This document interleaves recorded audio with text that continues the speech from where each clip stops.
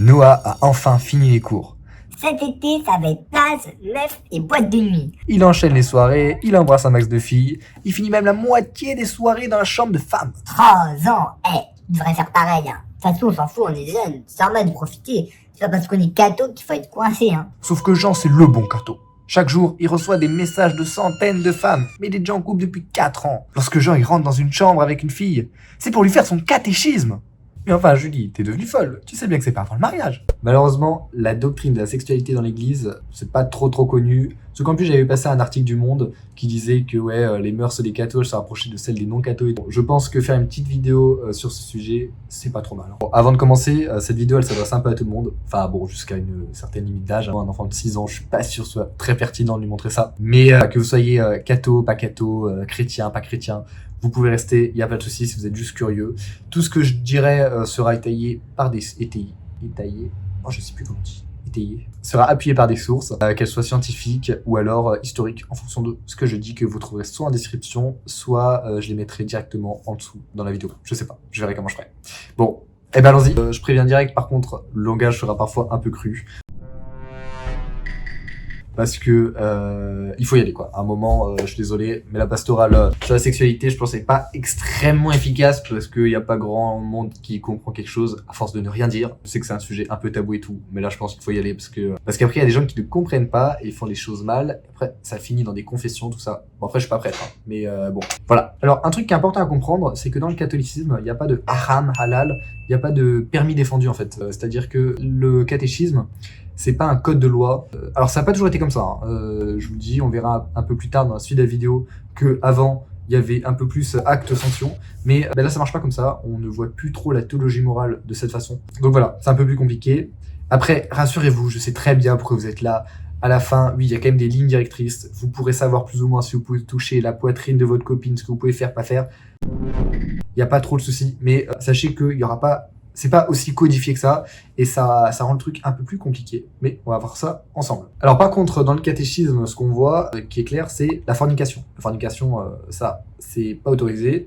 On verra après un peu pourquoi. Et je vais vous rassurer tout de suite, mais enfin, je sais pas si ça va vous rassurer, mais tout ce qui est organes génitaux, ça faudra attendre. Désolé, mais là, faudra attendre le mariage. Ça ne passera pas, quoi qu'il arrive. Si vous vouliez une ligne rouge, une ligne interdite, prenez les organes génitaux, parce que ça, faudra attendre. Bon, la question que vous êtes en droit de vous poser, c'est pourquoi. Et puis c'est important de comprendre, parce que si jamais vous suivez les choses un peu bêtement, déjà vous n'allez pas réussir à les suivre, puis en plus c'est un peu stupide, ça va vous frustrer, etc.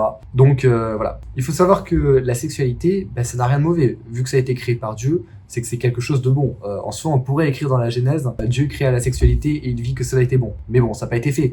Mais c'est le principe, si Dieu l'a créé, c'est que c'est une bonne chose. Et c'est une bonne chose si seulement si c'est bien ordonné. Une sexualité ordonnée, c'est une sexualité qui exprime avec son corps tout ce que son cœur voudrait exprimer. En fait, le corps, c'est un moyen matériel, physique, de pouvoir exprimer ce que le cœur ressent. Mais du coup, ça veut dire que vous devez exprimer avec votre corps ce que ressent votre cœur. Mais ni plus, ni moins d'ailleurs. Mais ni plus. Mais du coup, quand vous allez jusqu'à l'union charnelle, etc., qui est le max que votre corps peut exprimer, normalement, ça doit refléter le max de votre cœur. Et le max de votre cœur, c'est quoi? C'est le mariage. Parce que quand vous vous mariez, vous promettez à la personne de rester avec à vie, etc. Et ça, c'est l'engagement le plus fort que vous pouvez avoir. Voilà, vu que je sors de prépa, je pourrais faire un peu le mec pompeux et dire que c'est un isomorphisme entre le corps et le cœur. Mais bon, on va pas aller jusque-là. Et si vous voulez une analogie, imaginez que vous vous mettez avec quelqu'un, ça fait 2 mois que vous êtes en couple. Et imaginez qu'il vous offre une voiture. Là, vous allez vous dire, ah ouais, c'est pas mal là quand même. Et normalement, si vous êtes quelqu'un d'assez honnête et quelqu'un de sympa, vous allez vous rendre compte que c'est pas trop normal et que la personne, elle abuse un peu. Et normalement, on refuse le cadeau. Bon, je sais qu'il y en a qui accepteraient peut-être, mais normalement, quand on a un peu de bon sens, on se dit « Oula, la personne ne réalise pas ce qu'elle fait, je ne peux pas accepter. » Et du coup, la question que je vous retourne, c'est est-ce que votre corps vaut moins qu'une voiture ? Que vaut votre corps? C'est ça la question en fait. Alors je sais qu'avec tout ce qui est OnlyFans, mime, etc., bon, le corps, ça commence un peu à baisser de valeur. Il y a des gens qui le donnent pour le prix d'une place de cinéma. Mais dans le christianisme, c'est pas trop ça en fait. Alors pour connaître la valeur du corps, il suffit de se baser sur la Bible. Et le livre qui en parle le plus, c'est sûrement le Cantique des Cantiques. C'est un super livre, je vous invite vraiment à le lire après la vidéo, surtout qu'il est super court et qu'il est bien dans le thème parce qu'il permet pas mal de comprendre un peu le corps, de façon chrétienne. Au verset 11 et 12 du chapitre 4, on peut y lire « Tes lèvres distillent le miel, ma fiancée. Le miel et le lait sont sous ta langue, et l'odeur de tes vêtements est comme l'odeur du Liban. C'est un jardin fermé que ma sœur fiancée, c'est une source fermée, une fontaine scellée. » En fait, il faut savoir que le lait et le miel, dans la Bible, ça a une valeur hautement symbolique, parce qu'en fait, c'est comme ça que Dieu décrit la Terre Sainte. C'est par exemple dans Exode 3.17, où vous avez Dieu qui dit « Je vous ferai monter de l'Égypte dans un pays où coule le lait et le miel ». C'est un symbole de richesse, et ça montre finalement la haute valeur qu'a le corps. Et c'est aussi au travers des termes fontaine scellée, jardin fermé, etc., que la femme, elle exprime sa dignité sexuelle, parce qu'en fait, c'est elle qui est capable d'ouvrir ce jardin et de déceler cette fontaine. On dit que la femme, elle est maîtresse de son propre mystère, elle est gardienne de sa propre intimité. Pas mal. Puis bon, s'il y a un verset qui montre aussi l'énorme valeur du corps, c'est 1 Corinthiens 6.19, mais je suppose que vous le connaissez tous, n'est-ce pas? Et donc voilà, pour reprendre cette histoire du corps et du cœur, etc., en fait, vous avez l'éros. L'éros, c'est la passion qui vous donne cette envie d'exprimer avec votre corps ce que votre cœur ressent. C'est un moyen qui est très imparfait, parce qu'en fait, le cœur, il a une capacité infinie d'aimer, et votre corps, il est fini, donc c'est assez compliqué. Mais c'est le moyen le plus fort qu'a l'homme de le faire, donc c'est quelque chose d'important, en fait. Et pour ceux qui ont bien compris l'histoire de femme gardienne de son propre mystère, etc., il y a des gens qui vont me dire oui, mais si les deux sont consentants, alors c'est bon normalement, parce que du coup c'est un don, et si la personne a envie de nous le donner, ben voilà. Mais en fait, vous devez aimer la personne, et donc prendre soin de son corps aussi. Pour reprendre l'analogie de la voiture, au bout des 2 mois, vous sentez qu'il y a quelque chose qui cloche. Donc si vous l'aimez vraiment, normalement ça va vous rendre un peu mal à l'aise d'accepter, parce que vous savez que c'est beaucoup trop gros. Mais du coup c'est un peu pareil. Et même si vous n'êtes pas chrétien, cette théologie biblique de l'amour, elle peut quand même vous parler. Parce qu'en fait, théologiquement, on dit que c'est un écho du cœur qui résonne dans un désir d'aimer et d'être aimé. C'est ce que Saint Jean-Paul II appelait l'écho des origines. Bon alors, pour expliquer un peu l'écho des origines, je vais y aller rapidement parce que c'est compliqué et c'est pas important, mais c'est pas l'essentiel de ce que je veux vous apporter.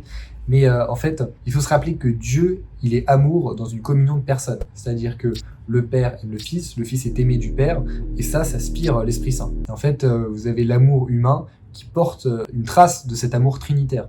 Et on peut aller plus loin en disant finalement que l'époux et l'épouse, quand ils se donnent, sachant que l'époux représente le Christ, l'épouse représente l'Église, en fait, vous avez un écho un peu lointain face au Christ qui s'est donné pour l'Église. Et c'est pour ça que cette notion de don de soi, vraiment de don, elle est importante dans la sexualité. C'est vraiment un don. Vous donnez quelque chose, vous donnez votre personne. Et donc voilà, tout ça pour dire que en fait, l'amour homme-femme, il fait écho, de façon plus ou moins parfaite, mais à l'amour divin. Donc c'est vraiment quelque chose d'important finalement la sexualité, et la théologie du corps c'est vachement riche. En fait, moi j'ai pas le livre avec moi, mais il est énorme. Si vous regardez le nombre de pages, il est vraiment énorme, et c'est pas un petit truc. C'est-à-dire que l'Église a vraiment une théologie assez riche en fait sur la sexualité. Mais du coup cette sexualité elle est digne seulement si jamais vous placez des gestes qui ont pour motif l'amour et pas juste le fait de vouloir ressentir une sensation agréable. Parce que je rappelle, vous devez exprimer avec votre corps ce que votre cœur ressent, pas plus. Et les gestes, c'est pas juste le coït, encore une fois, ça peut être même juste un simple bisou. Et ça peut être aussi même juste une situation. Si vous voulez un exemple, moi je me suis déjà confessé parce que j'ai dormi dans le lit d'une fille. Même si j'ai jamais rien fait avec, etc. En fait, le simple fait de le faire, alors que je savais que la personne, elle m'aimait bien, et que moi, pas trop, je voulais rien en fait. Et en fait, ça ne traduisait rien comme situation. Enfin bref, du coup, ce qui compte majoritairement aussi, c'est le temps finalement. Parce que l'amour, il devient profond avec le temps. Vous pouvez pas foncer direct dès que vous avez la passion, sinon vos couples ils vont pas durer très longtemps. Ou alors, ça va être une grosse galère. Donc pour répondre un peu aux questions du début, si jamais ça fait 4 jours que vous êtes en couple, la poitrine c'est peut-être un peu rapide.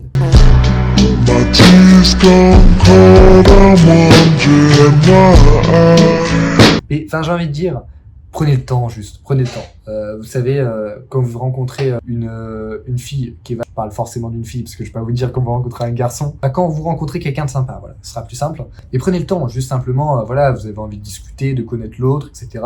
Il y a plein de choses sympas, allez sortir, prenez une glace, là, on en été, je meurs de chaud dans cette chemise. Mais voilà, discutez un peu, souriez. Vous n'êtes pas obligé d'embrasser au premier rendez-vous, ni même au deuxième. Prenez du temps, franchement prenez du temps, et ce sera plus agréable, et vous aurez des couples qui seront beaucoup plus profonds et moins vite axés sur le corps. Vous savez, il y a des relations parfois, en fait, une fois que vous commencez un peu à être tactile, etc., c'est vachement difficile de se défaire. Et par exemple, quand vous avez des couples qui ont commencé déjà à avoir des rapports sexuels et tout, dire ouais maintenant stop, ça devient vachement compliqué. Et pareil, quand vous faites un geste si vous n'êtes pas capable de pas en redemander derrière, mais ne faites pas ça. C'est-à-dire que, pour reprendre l'exemple de la poitrine, si après en touchant une poitrine, vous avez envie d'aller plus loin, etc., ne le faites pas.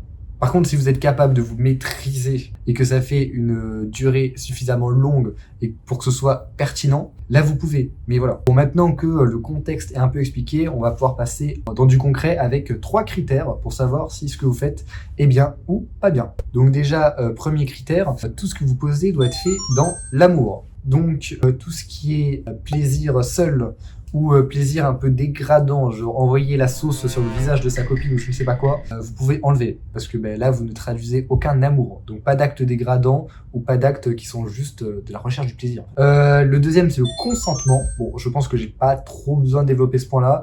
Et je rappelle que les rapports qui sont faits dans l'ivresse ou sous substance, c'est pas trop du consentement. La troisième, c'est pour tout ce qui concerne les organes sexuels. Vous ne devez pas vous couper de la procréation. Alors, j'explique un peu. En fait, le but de la sexualité, c'est quand même d'avoir des enfants. Hein. C'est la base du truc. Donc, vous pouvez pas artificiellement lutter contre ce qui a été voulu par Dieu, parce que c'est Dieu qui a donné cette fonction du corps d'avoir des enfants. C'est-à-dire que vous devez toujours être ouvert à la vie. Donc quand vous rajoutez de la contraception, etc., vous l'êtes pas, parce que c'est un peu comme si vous luttiez contre Dieu en fait. Si Dieu a envie que vous ayez des enfants, vous aurez des enfants. Si Dieu n'en a pas envie, vous n'en aurez pas. Mais vous devez laisser Dieu décider. Vous devez pas faire en sorte que Dieu fasse un miracle et fasse craquer votre préservatif pour que vous ayez un enfant. Et je vous rassure, vous n'êtes pas obligé d'avoir 46 enfants, d'accord? À un moment, Dieu, il a pas envie que vous soyez des lapins non plus. Et de toute façon, en fait, ce sera un péché. C'est-à-dire que vous pouvez pas faire trop d'enfants et ensuite vous avez plus de moyens de les éduquer correctement, les nourrir, s'occuper d'eux. Ça, c'est pas possible. Et ça tombe bien parce qu'en fait, les femmes ne tombent pas enceintes à chaque fois. En fait, il y a le cycle. Dieu a créé le cycle menstruel, mais c'est aussi pour une certaine raison. Alors peut-être pas celle-là, je ne sais pas trop pourquoi il a fait ça, mais en tout cas, ce qui est fait est fait et c'est bien pratique. Bon, par contre, si jamais vous voulez empêcher une grossesse, vous devez avoir une bonne raison. C'est-à-dire que si vous faites ça par flemme, alors que vous avez les moyens, ça marche pas non plus. Et quand je dis naturel, c'est juste vous baser sur le cycle de la femme. C'est-à-dire que vous ne pouvez pas non plus le faire, puis vous retirer pile au moment où ça va sortir. Ça ne marche pas comme ça. Je suis désolé, mais il va falloir jouer réglo, quoi. En fait, c'est ça, de toute façon, vous le sentez au fond de vous. Vous pouvez pas marchander avec Dieu, essayer de passer, hop là, de contourner le truc. Ça ne marche pas. Vous sentez au niveau de la conscience que ça pose un petit problème de faire ça. Mais bon voilà, je l'ai répété beaucoup, mais si jamais il y a un truc que vous devez vraiment retenir, c'est que vous exprimez avec votre corps ce que votre cœur ressent. Voilà, j'insiste dessus, mais c'est tout ce qu'il faut retenir. Et donc tout ce qui fait appel au Sankan Jinto, etc., ça c'est au mariage. Au mariage, c'est un sacrement, c'est le sacrement de l'amour, si vous voulez. Enfin, on pourrait dire que c'est le baptême, etc., mais je veux dire entre l'amour humain-humain, c'est le sacrement type. Donc c'est ça qui exprime le max de votre cœur. Et d'ailleurs, il y a beaucoup de gens finalement qui me disent ouais, mais nous on s'aime, ça fait longtemps et tout, ça fait 1 an qu'on est en couple, maintenant on sait qu'on s'aime et tout, pourquoi on pourrait pas du coup avoir une sexualité, même on sait qu'on va se marier et tout machin. Et moi la question que je pose à ces gens-là à chaque fois, c'est ok, mais pourquoi vous ne me mariez pas maintenant alors? Au pire, vous ferez un mariage civil à la mairie, etc. et vous ferez la fête. Mais vous allez à l'église, ça prend peut-être 1 semaine à organiser le mariage avec le prêtre. Si jamais vous voulez que ce soit rapide, etc., vous allez au secrétariat de votre paroisse, et voilà, vous serez mariés. Et à chaque fois, les gens, qu'est-ce qu'ils font? Ils font « Ah ouais, mais tu sais, on est trop jeune, machin, on n'est pas sûr. » Mais du coup, voilà, ça ne marche pas en fait. C'est-à-dire que si jamais vous dites « Ouais, on est trop jeune, on n'est pas sûr », c'est que votre cœur, il ressent pas assez. Et c'est normal à un moment. Si jamais vous êtes trop jeune, vous n'êtes pas capable de vous engager entièrement, etc., c'est que, ok, c'est normal, mais vous n'êtes pas du coup prêt à aimer entièrement. Vous n'êtes pas capable de dire oui pour toute la vie. Donc, ne volez pas le corps à l'autre. Enfin, j'ai envie de dire, ouais, si jamais vous n'êtes pas capable de dire oui pour la vie, ben, vous n'êtes pas capable non plus d'entamer des actes sexuels, normalement. Et pareil, dernier petit point pour conclure cette partie, vous ne pouvez pas faire de relations provisoires. C'est-à-dire que si vous savez que la personne c'est mort, vous ne pourrez jamais vous marier avec, c'est impossible. Alors, je dis pas, hein, quand vous êtes en couple, vous n'allez pas vous marier au bout de 2 jours, vous n'êtes pas en couple direct parce que vous savez que vous allez vous marier. C'est pas comme ça que ça marche. Et simplement, quand vous vous mettez en couple ou en relation avec quelqu'un, c'est toujours dans l'optique du mariage. C'est-à-dire que vous restez avec tant que vous voyez pas de problème à se marier avec dans un futur. Mais si jamais vous avez un gros défaut énorme que vous voyez chez la personne, vous savez que faire sa vie avec c'est impossible, là au niveau physique c'est zéro, c'est rien, c'est même pas de bisous, il y a rien du tout. Et du coup pour le reste, pour tout ce qui est un peu avant, etc., c'est à vous de discerner, malheureusement. Enfin malheureusement, heureusement, je ne sais pas, mais en tout cas c'est à vous, c'est votre conscience, vous savez à quel point vous aimez, donc ce que vous pouvez faire au-delà des organes génitaux, etc., ça c'est à vous de voir.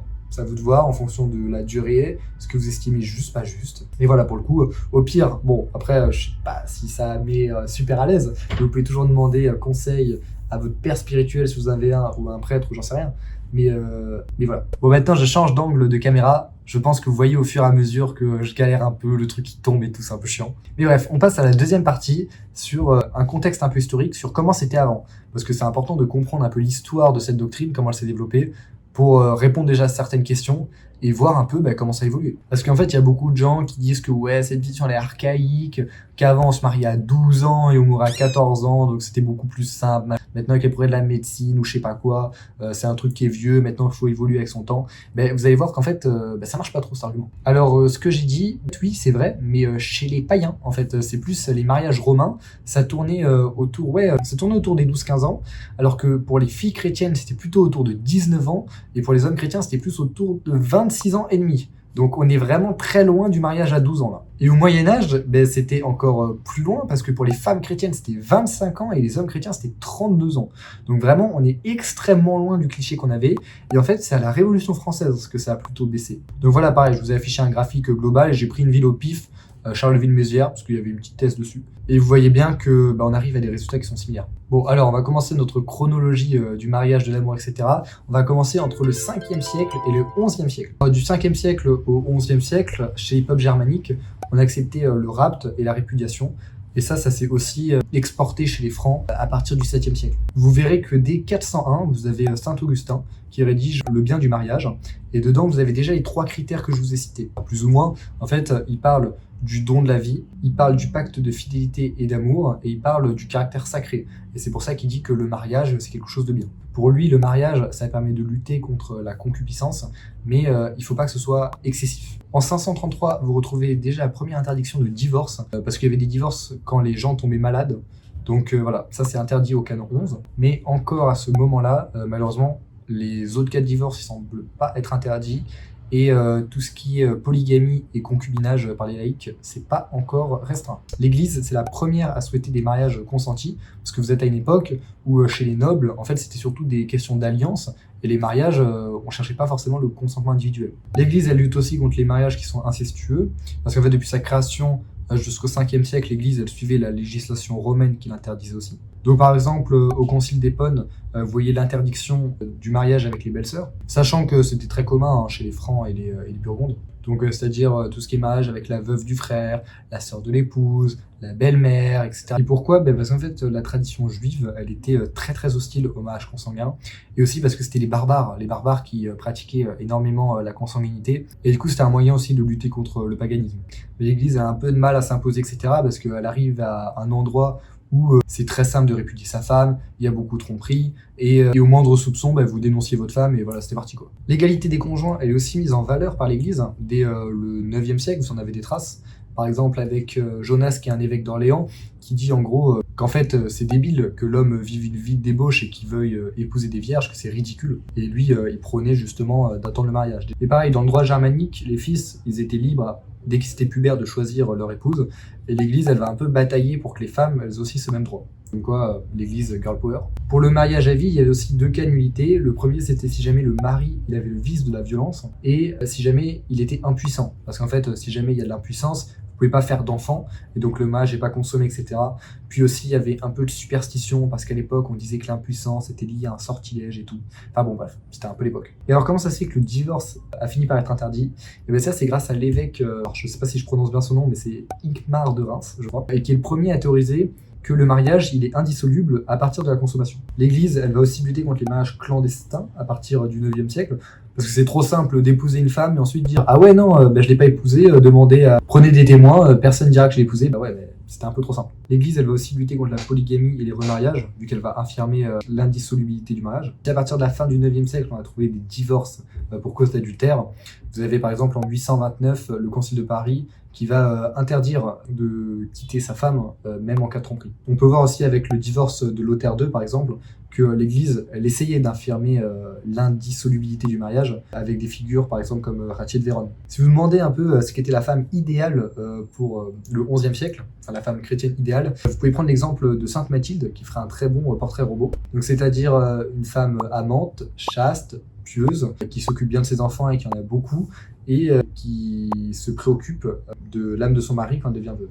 La sexualité de l'époque, elle reste quand même très maîtrisée, c'est-à-dire qu'on demandait aux couples mariés énormément de réserve et de tempérance. On demande aussi à la femme de sanctifier son mari, donc ça c'est déjà saint Paul qui le demandait, mais aussi par Thomas de Chobham qui va écrire dans Somme des confesseurs qu'en fait le prêtre, malheureusement, il peut pas atteindre le cœur d'un homme comme le fait son épouse, et que du coup l'épouse, elle est géniale dans ce rôle-là. Pour retourner à Sainte Mathilde, on dit par exemple que lorsqu'elle apprenait qu'un condamné à mort ou un criminel subissait des injustices, etc., elle retrouvait le repos seulement quand elle avait calmé la colère du roi. Maintenant, on va partir du XIe siècle pour arriver au XVe siècle. À partir du XIe siècle, c'est la réforme grégorienne. Et là, c'est plutôt cool pour l'Église parce qu'elle va pouvoir régir assez librement le mariage, parce qu'elle a beaucoup plus de pouvoir. Vous avez des figures comme Yves de Chartres qui vont dire de ne pas utiliser la répudiation en cas d'adultère, mais de rester avec sa femme, notamment avec les croisés, parce qu'en fait, les croisés, ça arrivait qu'ils partaient en croisade et se trompaient par leur femme. Puis après, Yves de Chartres, il leur disait ouais, ok, mais vous êtes restés fidèles ou pas là-bas? Et là, il y a la moitié qui avaient trompé leur femme, donc forcément ils avaient l'air un peu cons. Et si jamais ils voulaient vraiment quitter leur femme, soit ils restaient avec en fait, donc ils quittaient pas leur femme, soit ils partaient, mais par contre pas de sexe avec d'autres femmes. Donc après c'était pas la chasteté partout, mais en fait c'est surtout dans l'aristocratie, notamment anglo-normande, où là c'était pas la vie la plus pieuse qui existe. Après, en tout temps, toute époque, il y a toujours eu des gens un peu débauchés. Mais l'église, elle reste ferme. Par exemple, vous avez Philippe Ier qui va être excommunié parce qu'il voulait quitter sa femme Berthe de Frise pour épouser Bertrade de Montfort. Ce sera plus ou moins efficace, mais au moins l'église, elle fait son job. Mais il y a quand même des progrès concrets. Par exemple, vous aviez le consentement du père, mais maintenant, c'est plus obligatoire. C'est-à-dire que seul le consentement des époux va compter pour le mariage. Ça, c'est un gros progrès. Et ça permet notamment de lutter contre les mariages qui sont un peu stratégiques. Ça allait même super loin, parce que pour Yves de Chartres, pour revenir à lui, le simple fait de l'envie, en fait, les simples promesses de mariage, ça constituait déjà quelque chose d'indissoluble. Vous avez Gratien, par exemple, aussi, qui lui dira que le consentement des époux fait le mariage. Après, il n'ira pas aussi loin non plus, parce que pour lui, lors des fiançailles, ça marche pas, c'est pas indissoluble parce qu'il faut consommation. Ce qui reste un peu aussi la doctrine actuelle. Et vous avez par exemple Pierre de Lombard, qui va distinguer deux types d'union, soit par parole de futur, donc c'est qui va donner un engagement plus tard, donc les fiançailles, soit par parole de présent, qui a un engagement immédiat, ça c'est le mariage. Et au final, vous avez Grégoire IX qui, en 1234, il va écrire dans ses décrétales que le mariage, par parole de présent, il est indissoluble canoniquement, c'est-à-dire qu'il n'y a que le pape qui peut le révoquer, et dès qu'il est consommé, donc dès qu'il y a un acte sexuel, là il est indissoluble divinement. C'est pour la vie. Et c'est pour ça que dans la cérémonie de mariage, on demande le consentement des époux, parce que sinon, ça ne marche pas. Il faut que le mariage, il soit par parole de présent. Et donc il faut les consentements des deux personnes. Mais après on verra surtout cette application du consensualisme chez les paysans plutôt que chez les aristocrates, parce qu'il y a toujours cette histoire de mariage stratégique, etc.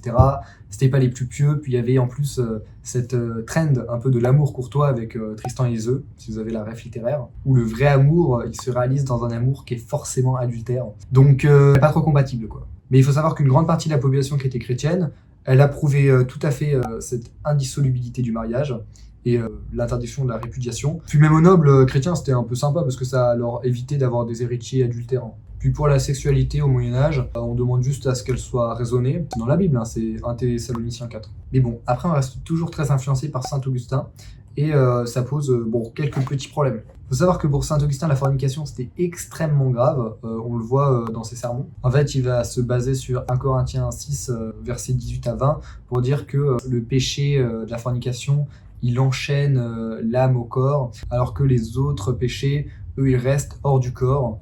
Et et ça cause une passion qui est un peu trop intense, un peu trop charnelle, etc.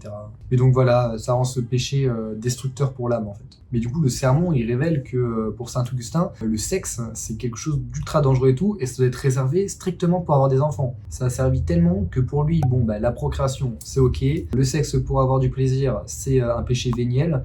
Et quand c'est en fornication, adultère, etc., péché mortel.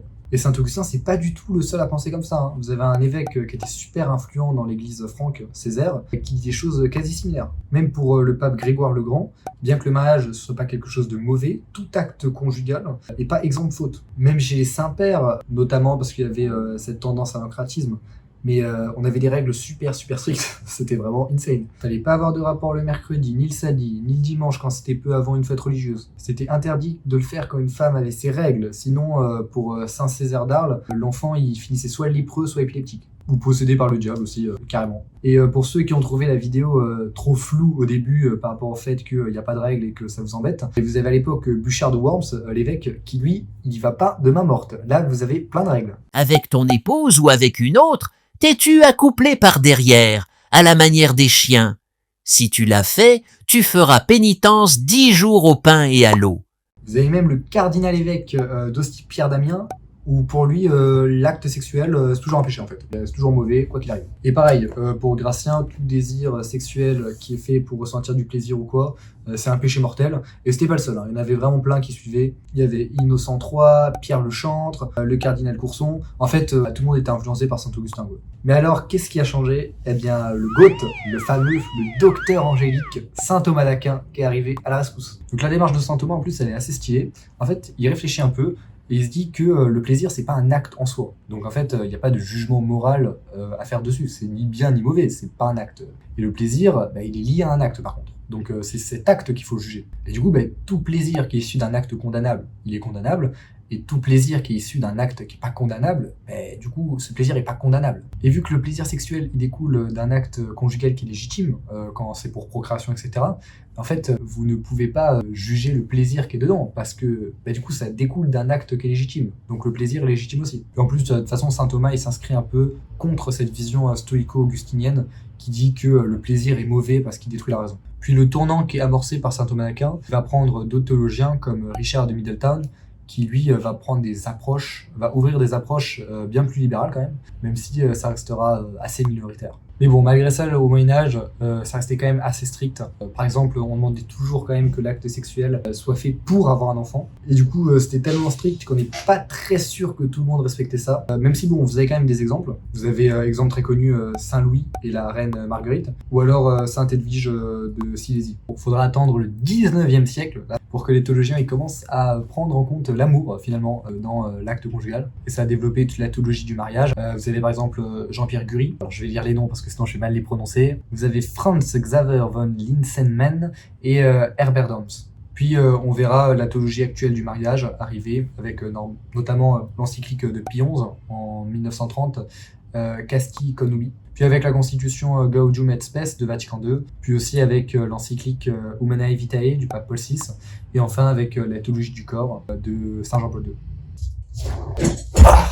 Bon, comme vous pouvez le voir, on est au lendemain du tournage parce que je n'en pouvais plus de faire tout sur un jour. Je vous assure, c'est extrêmement long. Mais bon, du coup, on va pouvoir entamer notre troisième et dernière partie, déjà. Celle sur l'approche scientifique. Parce qu'en effet, on a exprimé le dogme, ensuite on a vu un peu l'histoire de ce dogme, mais on peut aussi voir les fruits du dogme. Parce que comme a dit le Christ, on juge un arbre à ses fruits. Et donc forcément, si c'est un bon arbre, ça doit avoir de bons fruits.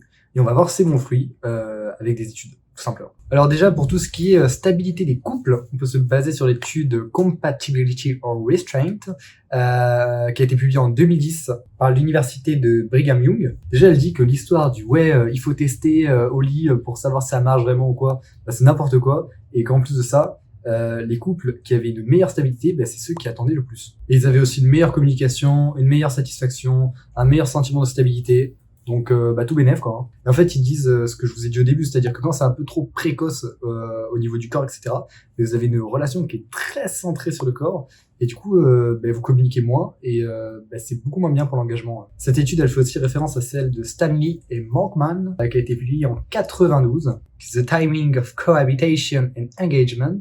Et cette étude, elle développe la notion d'inertie relationnelle. Et en gros, il y a des couples qui se sont mariés un peu trop de façon précoce parce que la relation elle allait un peu trop vite. L'étude, elle dit bien que ce qui est le plus impacté, c'est la communication, parce que à force d'avoir une sexualité qui est un peu trop précoce, on est beaucoup plus attaché au corps qu'à la personne finalement. Et pour revenir à l'étude de Stanley et Markman, elle montre bien que les couples qui ont carrément attendu avant d'emménager ensemble, ils avaient un mariage qui durait statistiquement plus longtemps que ceux qui n'avaient pas attendu. Et c'est pas la seule source que j'ai vue qui dit ça en plus, parce que vous avez aussi l'étude de Stanley et Rowles qui a été faite en 2023, que je vous affiche juste devant. Ensuite, quelque chose d'intéressant à voir, c'est pourquoi c'est aussi difficile, pourquoi c'est autant difficile d'attendre le mariage. Eh ben ça aussi on peut l'expliquer. Bon, intuitivement, je pense qu'on est tous d'accord pour dire que l'ennemi numéro 1, c'est la libido, parce que c'est elle qui fait qu'au bout d'1 an de couple, ça commence à démanger un petit peu, voire pour certains c'est beaucoup plus tôt. Et du coup la question, c'est de voir qu'est-ce qui influence cette libido et pourquoi elle est autant élevée. Donc on peut se baser sur l'étude de 2018, Expanding the Analysis of Psychosocial Factors of Sexual Desire in Men. J'ai eu du mal à le lire, ce titre-là. Eh ben, ça nous explique plusieurs facteurs qui peuvent augmenter ou diminuer la libido. Un facteur significatif, c'est que plus vous avez de pensées érotiques et plus vous avez une libido élevée. Bon, ça c'est un peu évident, mais c'est bien de le préciser. Et plus vous êtes conservateur sexuellement, et plus votre libido est basse. Et ça tombe bien, parce que en tant que catholique, on est très conservateur sexuellement, comparé à la société mai 68 tarde. Donc en fait, il faut bien voir que ce qui joue énormément, c'est la psychologie. Donc si jamais vous avez un esprit chaste, ce sera extrêmement plus facile de rester vierge jusqu'au mariage. Et pour ça, il faut juste que vous en ayez envie. Il y a aussi la réponse émotionnelle qui est importante. Et ça, c'est parfait. C'est-à-dire que si jamais vous vous rendez compte avec toute la théologie du corps, etc., que c'est pas bien certains gestes que vous posez, et que du coup ça vous met mal à l'aise de coucher avec une fille vierge en soirée et tout, et ben c'est gagné, parce que du coup le corps il va vraiment rejeter et vous aurez quasi zéro libido là. Mais bon, je suis d'accord que tout ça c'est que des facteurs et ça explique pas comment ça marche. Donc pour les curieux, je vais un peu expliquer plus en profondeur. En très vulgarisé, dans le cerveau, vous avez une région qui s'appelle l'ATV et qui va recevoir de différentes régions du cerveau notre niveau de satisfaction par rapport à nos besoins primaires. Et cette information, elle va être transmise sous forme de dopamine, qui est un neurotransmetteur, au noyau accumbens, et c'est ce noyau accumbens qui est responsable du fait qu'on va vouloir refaire l'action et qu'on va mémoriser cette action comme plaisante. Maintenant que vous savez tout ça, il y a une étude. Bon, je vais arrêter de tout faire de mémoire parce que je n'en peux plus, c'est horrible pour lire les titres, donc je vais vous les lire. L'étude Dopamine, Erectile Function and Male Sexual Behavior from the Past to the Present, a Review, faite en 2022. Eh bien, il faut savoir que le moindre stimuli sexuel, donc ça peut être du toucher ou même une pensée, ça déclenche le circuit dopaminergique afin de provoquer une érection pour les hommes ou de lubrifier pour les femmes. Et le reste, il est consommé dans le circuit de la récompense. Et le problème de la dopamine, c'est qu'à des niveaux élevés, ça augmente la libido, même si l'activité en question, elle n'a aucun rapport. Et là, ça va me permettre d'aborder un point qui est hyper important, c'est l'hypersexualisation de la société. Selon l'APA, l'hypersexualisation, elle peut se définir par 4 choses. La première, c'est quand on définit seulement la personne par son sex appeal ou son comportement sexuel, en oubliant le reste en fait. La deuxième, c'est quand on se tient à l'idée que ce qui est physiquement attirant, c'est ce qui est sexy. La troisième chose, c'est quand la personne, elle est présentée comme si c'était un objet sexuel, en dépit du fait que c'est un humain, quoi. Et la quatrième, c'est quand la sexualité, elle est imposée de façon inappropriée à une personne. Donc en bref, tout le contraire de ce que j'ai énoncé au début de la vidéo. Et j'ai lu un rapport parlementaire qui parlait justement de l'hypersexualité en France, qui a été rédigé en 2012, et il disait que la sexualité, elle s'est d'abord libérée dans les années 60. Bon ben ça voilà, mai 68, tout ça, puis un peu avant ça commençait. Et après ça s'est un peu transformé en une dictature du sexe, où vraiment la société, elle est centrée sur ça. Le rapport, il aborde aussi la notion d'extimité, c'est ce qui pousse les gens à montrer de plus en plus leur intimité. Bon ben là, il suffit d'aller sur TikTok ou sur Instagram ou je ne sais où et vous le verrez, ou même dans la rue. Et le rapport, il dit que cette extimité, elle aurait pour but d'affirmer son existence dans une société individualiste au travers de son corps. C'est à un tel point qu'il y a des codes de la pornographie qui se retrouvent dans notre vie de tous les jours. Et bien en plus, c'est toujours les femmes qui sont sexualisées, beaucoup moins les hommes. Que ce soit à la télé, que ce soit dans la musique ou dans les clips. Ou d'ailleurs, 57% des femmes font vraiment office de poteau sexuel dans les clips, quoi. Ou bien même dans les paroles. Dédicace à Jossman, qui est complètement surcoté. Les paroles, elles sont vraiment atroces dans chaque musique, je suis désolé. Mais ça se retrouve aussi dans les cartoons, dans les magazines, dans les compétitions sportives, dans les jeux vidéo, dans la publicité, même dans les poupées. Non mais regardez-moi ce truc, c'est atroce. Dans les vêtements, bon bah ça, je pense que vous avez déjà vu. Et il faut savoir que les femmes, elles se sexualisent elles-mêmes sur Internet.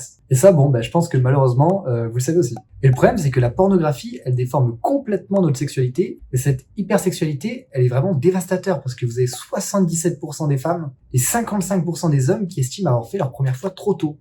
C'est énorme. Pour les femmes qui ont eu plus de 3 partenaires sexuels, on estime que seulement 39% d'entre elles auront un mariage stable. Vous imaginez? Et 20% des filles en terminale avaient eu un rapport sexuel avec plus de 4 personnes. Mais c'est horrible. Et dernière petite étude rapidement, parce que je réponds à une objection des milieux athées, où ils sortent toujours la même étude qui dit que la masturbation serait bénéfique pour la santé ou je sais pas quoi. Bon déjà, sachez que cette étude, elle parle sans pornographie, parce que la pornographie c'est très néfaste. Ben sachez qu'il y a une étude beaucoup plus récente, Is Ah ben, moi je vais peut-être pas dire le titre parce que j'ai peur que pour le référencement, déjà avec tout ce que j'ai dit, ça m'embête, mais alors là. Enfin bref, bon, avec une étude de 2021, elle a regroupé toutes les études qu'on avait sur la masturbation, et au final on a conclu que on n'avait pas assez d'infos pour conclure. Donc voici donc le terme de cette vidéo. Je vous remercie d'être resté aussi longtemps. Ça va être vraiment éprouvant pour moi de la terminer, mais bon. J'espère que je vous ai partagé et appris plein de choses et que vous suivrez ce que je vous ai présenté et ce que l'Église propose. Si vous avez la moindre question, n'hésitez pas à m'envoyer un message, que ce soit par Instagram ou par Discord ou par mail. Et je vous dis à la prochaine et portez-vous bien, que Dieu vous bénisse.